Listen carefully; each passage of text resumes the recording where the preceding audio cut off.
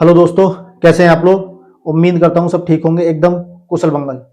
Exam का डर है, पास आ रहा है, होना भी चाहिए। जब तक डर नहीं होगा तैयारी भी अच्छी नहीं होगी।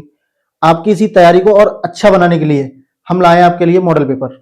मॉडल पेपर कौन सा बेटा? जो यूपी एमएसपी की जो साइड है हमारी यूपी बोर्ड परीक्षा की, उस पर जो पेपर आया है उस पेपर को हल करेंगे। एक एक कॉन्सेप्ट होगा, बढ़िया से समझेंगे, एक एक सवाल समझेंगे। पूरे पेपर का कतई बढ़िया से निचोड़ करेंगे। उसके बाद कोई भी डाउट रहेगा नहीं, सभी डाउट एकदम क्लियर हो जाएंगे। डर भी धीरे धीरे समाप्त हो जाएगा। मैं अनुकूल अंगवार स्वागत करता हूं अपने यूट्यूब चैनल बोर्ड सारथी में। बिना किसी देरी के स्टार्ट करते हैं। बेटा हमारा पहला सवाल है बहुविकल्पी प्रश्न। पहले तो ये जान लेते हैं आता क्या, कैसे क्या होगा। टोटल बेटा 20 बहुविकल्पी प्रश्न होंगे। 20 बहुविकल्पी प्रश्न, प्रत्येक एक अंक का होगा। उसके बाद एक खंड आ में आएगा जो बेटा OMR में भरा जाता है। उसके बाद आएगा हमारा खंड बा, जिसके अंतर्गत टोटल पहला आएगा बेटा पहला प्रश्न, जिसमें होंगे टोटल 6 सवाल, यानी का से लेके चा तक। प्रत्येक सवाल होगा 2 अंक का।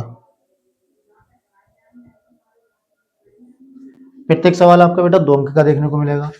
खंड बा में ही दूसरा प्रश्न आएगा जिसमें टोटल का से चा तक दिए होंगे 6 प्रश्न, लेकिन हमें केवल 5 प्रश्न हल करने होते हैं, जो प्रत्येक होता है बेटा 4 अंक का।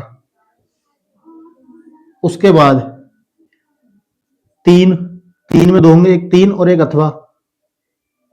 दोनों में से कोई एक करना होता है, 6 अंक का होता है। 4 नंबर क्वेश्चन आता है, उसमें भी एक अथवा होता है, कोई करना होता है, 6 अंक का होता है। 5वां प्रश्न और एक अथवा वाला, दोनों में से कोई एक करना होता है, ये भी 6 अंक का होता है। 6 अंक के 3 क्वेश्चन करने होते हैं बेटा हमको, 2 अंक के 6 क्वेश्चन करने होते हैं, 4 अंक वाले 5 करने होते हैं। उसके बाद सबसे पहले करने होते हैं 20 अंक के बहुविकल्पी प्रश्न, जो OMR सीट पर भरे जाते हैं। बिना किसी देरी के बेटा ये पहला सवाल है, इसको चालू करेंगे। एकदम बढ़िया से विस्तार से सभी कॉन्सेप्ट पढ़ते हुए चलेंगे, कहीं भी कोई समस्या ना आए। जैसे पहला लिखा हुआ बेटा, निम्नलिखित में से कौन सा सहवाच्य संख्याओं का युग्म है। पहले तो हम सहवाच्य संख्या जानेंगे कि हमारी सहवाच्य संख्या होती क्या है। अगर किसी को पता है तो बेटा कमेंट में बताओ। सहवाच्य संख्या है ऐसी संख्याएं जिनका मासा 1 होता है। मासा कितना होगा? 1। अगर मासा 1 है तब वो दोनों क्या कहलाएंगी? सहवाच्य। या ऐसा भी कह सकते हैं जिनका कॉमन गुणनखंड केवल 1। एक का मतलब जो संख्या 1 होती है वो होता है। अगर ऐसा है तब वो सहवाच्य कहलाएंगे, ऐसा नहीं है तो वो सहवाच्य नहीं कहलाएंगे। कहने का मतलब किसी भी कॉमन संख्या से विभाजित ना होती हूं, केवल 1 के अलावा। जैसे 14 35 ये 14 है और ये 35 है। अगर इनके गुणनखंड करें हम तो 14 गुणनखंड कर लो, 2 सत्ते 14, 7 एकम 7। 35 के करेंगे बेटा 5 सत्ते 35, 7 एकम 7। लास्ट में देखो ये 7 से और इसमें भी 7 आ रहा है, इसका मतलब ये सहवाच्य कभी नहीं होंगे। क्यों नहीं होंगे? क्योंकि इनमें 1 के अलावा क्या आ रहा है? 7, यानी ये 7 से भी कट रहे हैं दोनों। तो कोई भी दो संख्या जब तक वो किसी भी संख्या से डिवाइड ही ना हो, एक संख्या से ना हो, जैसे ये दोनों 7 से कट रहे हैं, अगर ये केवल 1 से ही कटने चाहिए, जैसे ये 18 और 25। 18 को अगर हम गुणनखंड करेंगे बेटा कितना आएगा? 2 नेम 18, 3 तियां 9 और 3 एकम 3। अगला है 25, 5 पंजे 25 और 5 एकम 5। यहाँ 2 है, यहाँ 2 नहीं है, यहाँ 3 है, यहाँ पर 3 नहीं है, यहाँ 3 है, यहाँ 3 नहीं है, इधर 5 है लेकिन इधर 5 नहीं है। कोई भी गुणनखंड कॉमन नहीं है, तो ऐसी स्थिति मानते हैं केवल कि क्या कॉमन है, एक। इसका मतलब जिसमें एक कॉमन होता है वही हमारी क्या कहलाती है, सहभाज्य संख्या है। ये दिया 31 और 93, तो 31 एकम 31 होता है, लेकिन 93 को लिख सकते हैं बेटा 31 तिया 93, तो इसमें भी 31 आ गया, इसमें भी 31 आ गया। यहाँ पर भी एक ऐसी संख्या आ गई एक के अलावा जो दोनों को काट रही है, इसका मतलब ये भी हमारा सहभाज्य नहीं होगा।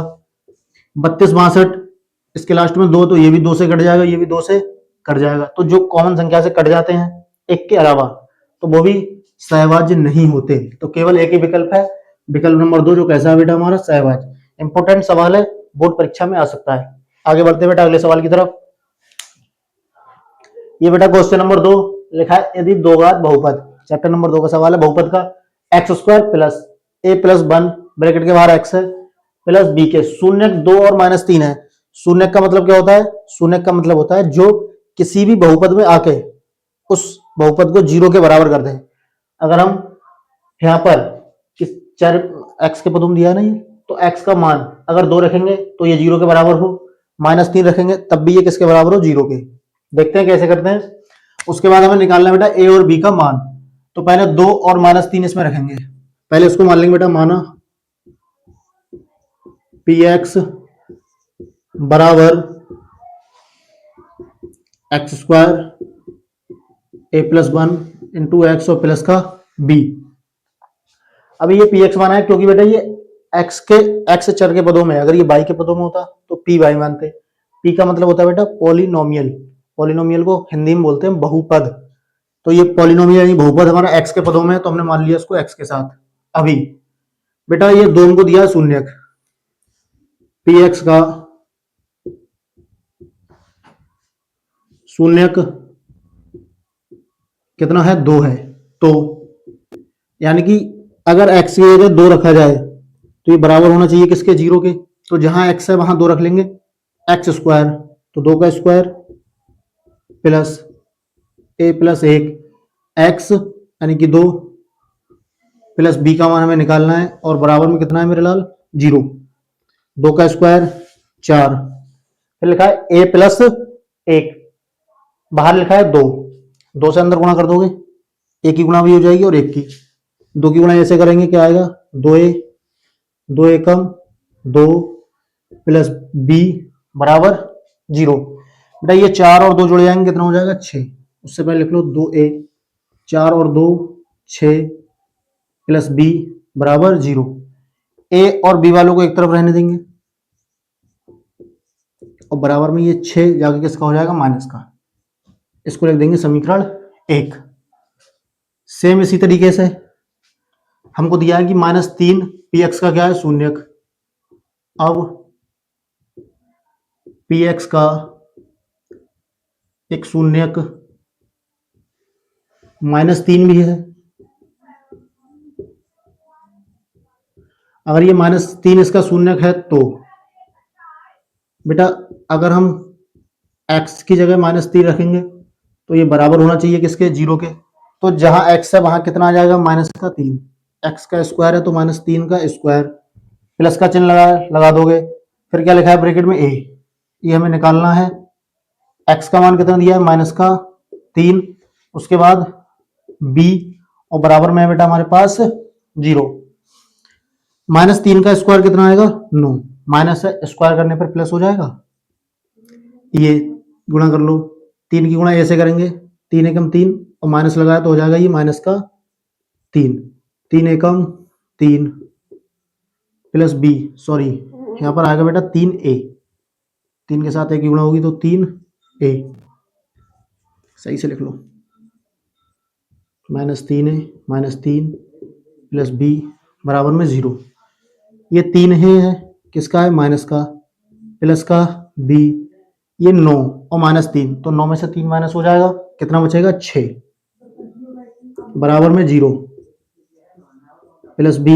ये 6 को साइड में ले जाएंगे, किसका होगा, माइनस का। ये 3 माइनस का लिखा है, चाहो तो इसको प्लस का कर लो तो सभी चिन्ह भी बदल जाएंगे, वरना इसको ऐसे ही अगर समीकरण 2 मानेंगे तो समीकरण 2 इसको मान सकते हैं। अब समीकरण 1 व 2 को हल कर लेंगे। समीकरण 1 पदों को विलोपन विधि से हल करने पर, करो हल। बेटा पहले लिख लो समीकरण 1 2a प्लस का b और बराबर है माइनस का 6। सेम तरीके से ये वाली लिख लोगे, क्या लिखोगे, माइनस का 3a प्लस का b बराबर में माइनस का 6। बेटा जो बराबर वाले हैं उनको काटोगे, अगर चिन्ह एक जैसे होते हैं तो हम इनको लिखते हैं घटाने पर। जिसको हमें काटना है अगर वहां पर चिन्ह एक जैसे है तो वहां लिखते हैं घटाने पर। घटाने पर चिन्ह बदल जाएंगे, माइनस का प्लस का हो जाएगा, प्लस वाला माइनस का, और ये भी हो जाएगा किसका, प्लस का। अब ये प्लस के हैं तो 3 और 2 5 है, माइनस प्लस का भी कैंसिल हो जाएगा, ये माइनस का 6 और ये प्लस का 6 ये भी कट जाएगा, बचेगा 0। तो ए का मान आएगा हमारे पास में 0। ए का मान 0 किसी में दिया है, ऑप्शन नंबर डी। बी के निकालने की जरूरत भी नहीं है, अगर निकालना चाहो तो निकाल सकते हो। ए का मान समीकरण 1 में रख देंगे यहाँ पर, तो ए का मान जैसे ही रखोगे 2 गुणा 0 प्लस बी बराबर माइनस 6। 0 से गुणा करोगे 0 हो जाएगा, और 0 में बी जोड़ेंगे तो कितना आएगा, बी बराबर माइनस 6। तो ऑप्शन नंबर डी एकदम करेक्ट हो जाएगा। बढ़ते हैं अगले सवाल की तरफ। अगला बेटा सवाल नंबर हमारा 3 लिखा है संख्या एन स्क्वायर माइनस का 1 8 से विभाज्य होती है, यानी कि जो संख्या बनेगी यहाँ एन स्क्वायर माइनस 1, एन की जगह हम कोई भी मान रखेंगे तो वो 8 से विभाज्य होने का मतलब 8 से कटना चाहिए, 8 से वो भाग हो जाए पूरा पूरा। यदि एन 1 है, यानी एन की जगह हम क्या क्या रख सकते हैं। पहला दिया है पूर्णांक, प्राकृत संख्या, विषम संख्या, सम संख्या। जब भी ऐसा सवाल आएगा तो बेटा जो भी ऑप्शन दिए होंगे, जिन भी संख्याओं के बारे में दिया होगा, उनके 2-1 एग्जाम्पल लेके वहां मान रख के देख लेंगे। लेकिन ऐसा होगा तभी जब तुमको इनके मानों के बारे में पता होगा कि पूर्णांक क्या होते हैं, प्राकृत संख्या क्या होती हैं, विषम संख्या क्या होती हैं, सम संख्या क्या होती हैं। अगर ये सारी चीजें पता होंगी तो पहले बेटा पूर्णांक रख के देखेंगे हम इनकी जगह। पूर्णांक क्या होते हैं, प्लस की सभी संख्याएं, माइनस की सभी संख्याएं, उसके साथ साथ ये तुम्हारा 0, ये सभी क्या होते हैं बेटा, पूर्णांक। 1 से लेके प्लस की सभी संख्याएं, 1 से लेके प्लस की सभी संख्याएं, -1 से लेके माइनस की सभी संख्याएं क्या कहलाते हैं बेटा, पूर्णांक। अभी हम पूर्णांक एक एक करके रख के देखते हैं। जैसे लिखा बेटा एन स्क्वायर माइनस का 1, एन की जगह मान लेना 1 लिया, 1 का स्क्वायर माइनस 1, 1 का स्क्वायर क्या होता है, 1 माइनस 1 0, 0 तो बेटा 8 से पूरा पूरा कट जाएगा एकदम, कोई चिंता वाली बात नहीं है।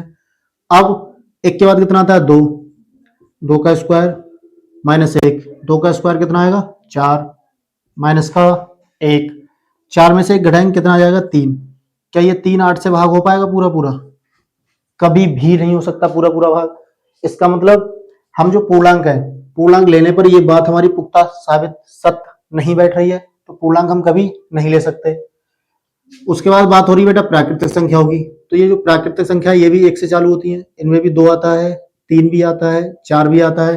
मैंने अभी 2 रख के देखा, 2 से जैसे ही 2 रखेंगे इनकी जगह वो 8 से कटेगी नहीं, इसका मतलब प्राकृत संख्याएं भी नहीं ले सकते। और दूसरी चीज बेटा प्राकृत संख्याओं में 2 कैसी संख्या है, सम, 4 कैसी संख्या है, सम। अच्छा सम संख्या मैंने जैसी रखी थी यहाँ पर तुरंत मान कितना आया था, 3, तब भी वो 8 से नहीं कट रहा है। और सम संख्याओं में 2 आएगा, इसका मतलब सम संख्या भी हम नहीं ले सकते हैं। तो इतना तो पता लग गया, एक ऑप्शन 2 3 गलत है, चौथा खुद ही सही हो जाएगा। एक तरीका तो ये है।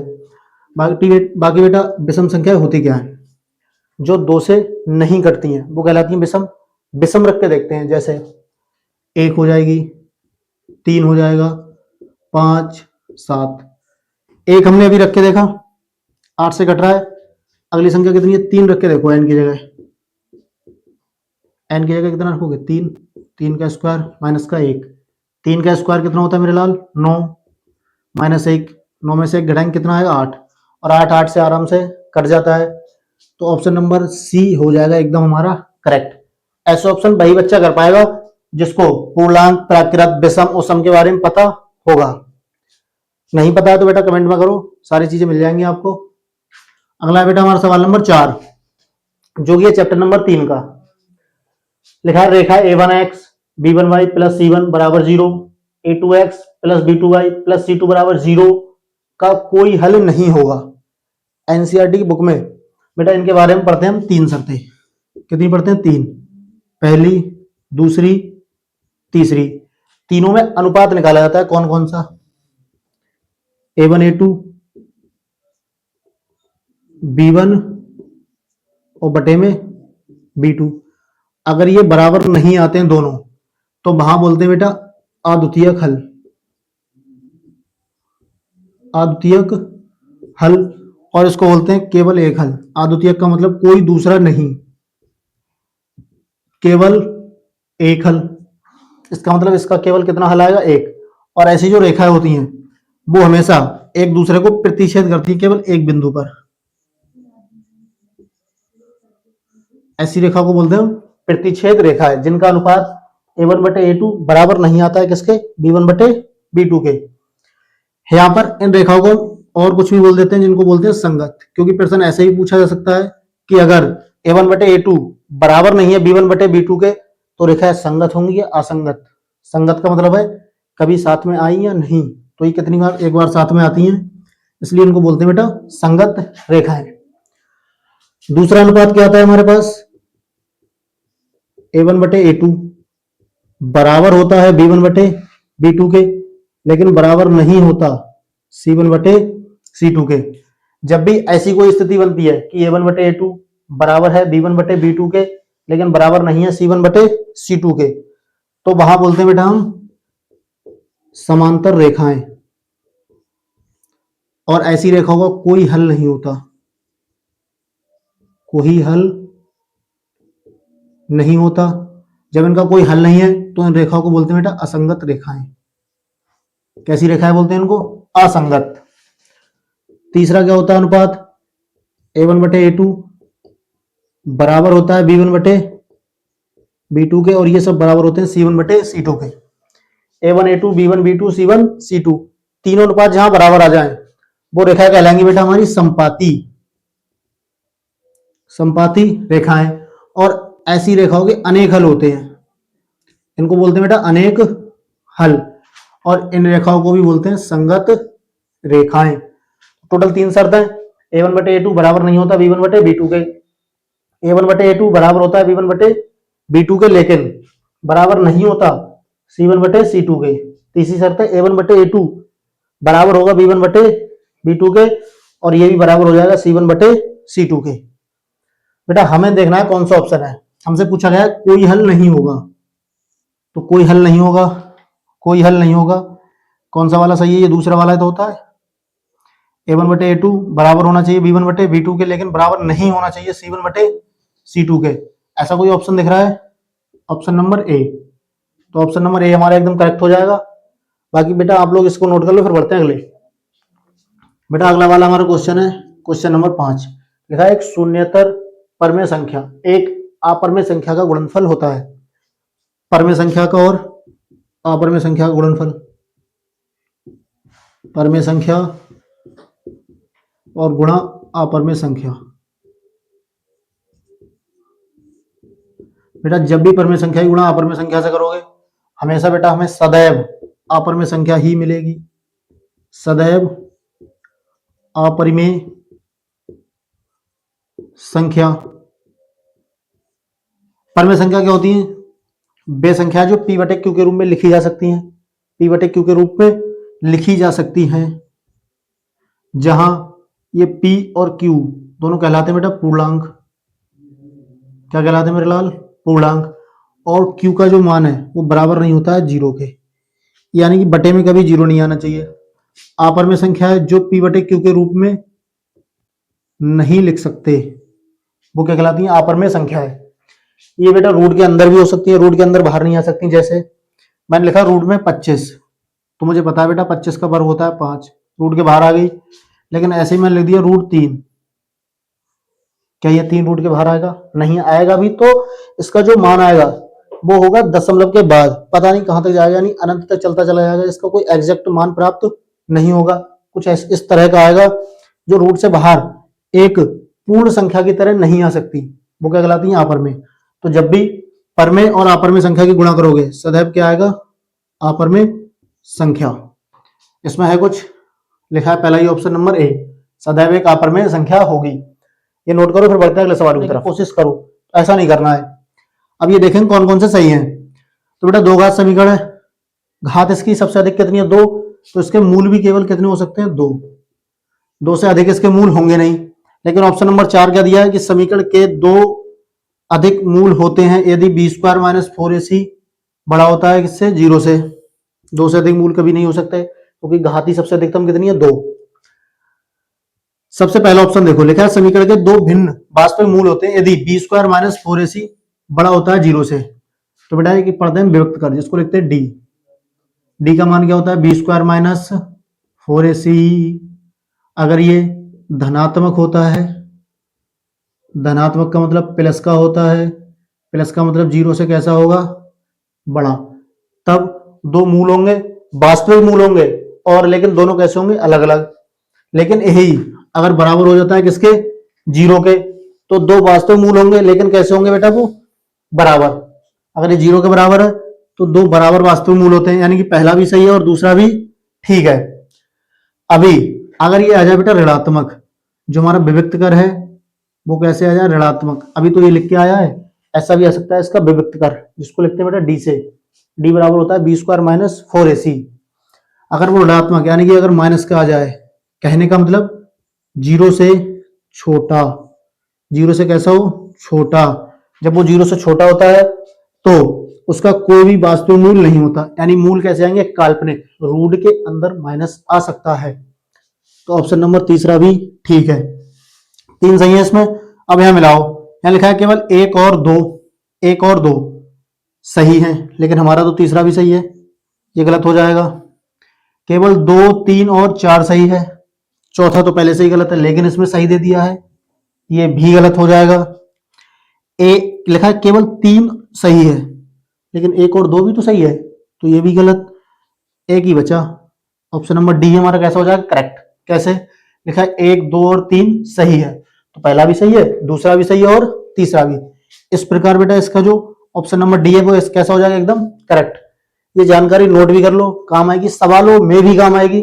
तो मैं एक तरफ हो जाता हूं, तुम तब तक इसको नोट कर लो। अब भाई बेटा हमारा क्वेश्चन नंबर 7 लिखा है समांतर श्रेणी। समांतर श्रेणी को शॉर्ट में क्या बोला जाता है मेरे लाल, एपी। क्या दिया हमारे पास, -5, माइनस का 5/2, 0 और 5/2। हमसे कहा गया क्या 11वां पद याद कीजिए। तो कोई भी पद निकालने के लिए करते क्या है, जैसे 11वें पद को लिखेंगे a11, 10वां होता तो a10, 5वां होता तो a5, ऐसे दर्शाया जाता है। जो पद है उसकी संख्या लिखते हैं, पहले तो a आता है, 11वां पद निकालोगे तो 10वां निकालोगे, सेम इसी तरीके से a तो लिखना ही लिखना होता है, फिर प्लस लगा के जितने पद है उससे 1 कम d, 11 पद है तो 10d लिखा जाता है। अब a क्या है, d क्या है, a का मतलब होता है बेटा पहला वाला पद, जो कि कितना दिया है, -5। उसके बाद d की, ये d क्या होती है, तो d को बोलते हैं बेटा सार्वंतर। कैसे निकलता है, जो भी श्रेणी दी है, कोई 2 पद उठा लो, जो 2 पद उठाओगे उसमें एक अगले वाला होगा और एक पीछे वाला, तो अगले वाले पद में से पीछे वाले पद को माइनस कर देते हैं। जैसे मैं लास्ट के 2 पद उठाऊंगा, ये यहां से डी निकालूंगा, तो 5/2 में से माइनस करना पड़ेगा किसको, 0 को। तो किसी अगर 5/2 में से 0 हटाओ तो 5/2 ही तो आएगा ना, तो डी का मान आ जाएगा हमारा 5/2। लगा दो इधर, ए का मान कितना है बेटा, -5, 10 गुणा डी का मान 5/2, 2 से कट जाएगा ना ये, 2 पंजे 10, -5 प्लस 5 पंजे 25, ये 25 प्लस का और ये माइनस का 5, 25 में से 5 घटाओगे आंसर कितना आएगा, 20, जो कि हमारा ऑप्शन नंबर कौन सा ठीक हो जाएगा, एकदम ऑप्शन नंबर हो जाएगा बी, एकदम करेक्ट। कितना, 20। अब यहां पर सोचने वाली बात एक थी, क्या 50-50 कर लेते, कैसे, ये लिखा है माइनस माइनस, फिर इधर की ओर बढ़ रहे हैं तो प्लस प्लस आ रहे हैं, यानी माइनस वाले 2 ऑप्शन तो गलत हो जाते।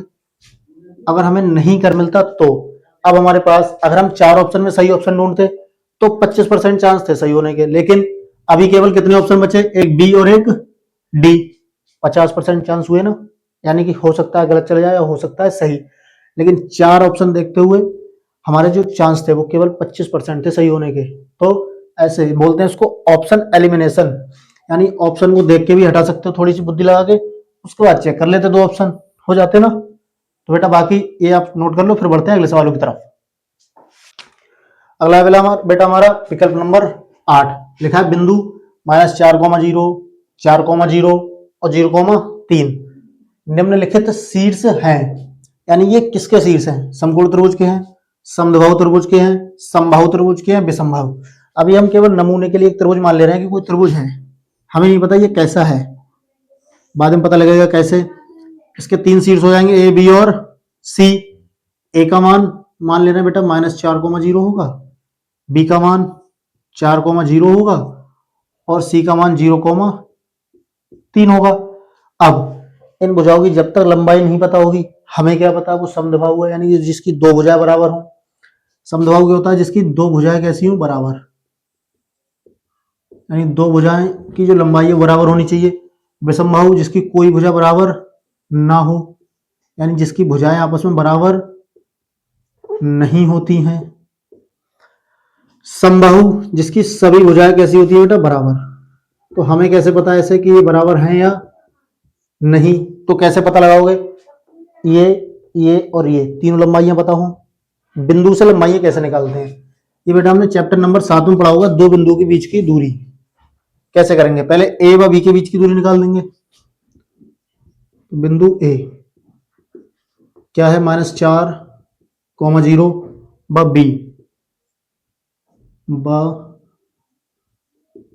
बी कितना दिया है? 4,0 के बीच की दूरी। बीच की दूरी का सूत्र क्या होता है बेटा? x2 माइनस x1 का square plus y2 minus y1 का स्क्वायर। पहले को x1 y1 और ये x2 और y2। x2 माइनस x1 का स्क्वायर, x2 कितना है? 4, x1 कितना है? माइनस का 4, इनका क्या करना है हमको? स्क्वायर प्लस y2 है 0, y1 है हमारे पास में 0, इसका भी स्क्वायर कर दो। बेटा ए व बी की बीच की दूरी कहलाएगी ए बी। ये 4 माइनस और माइनस क्या हो जाएगा? Plus square. 0 में से 0 उठाओगे 0 और स्क्वायर भी क्या रहेगा? 0, तो इसको तो लिखो ही मत। तो यहां से जो ए बी है वो कितना आएगा हमारा? 4 और 4 8, यानी 8 का स्क्वायर आ जाएगा और स्क्वायर से रूट कैंसिल, तो बचेगा ए बी बराबर 8। यानी ए वाली दूरी हमारी कितनी आ गई? 8।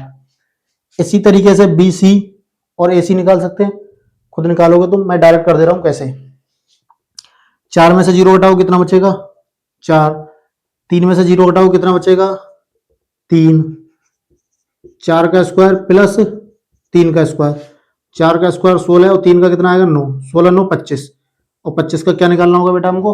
वर्गमूल। तो ये आ जाएगा 5। तुम लोग इस तरह से करके देखोगे खुद से, ये है तुम्हारा होमवर्क।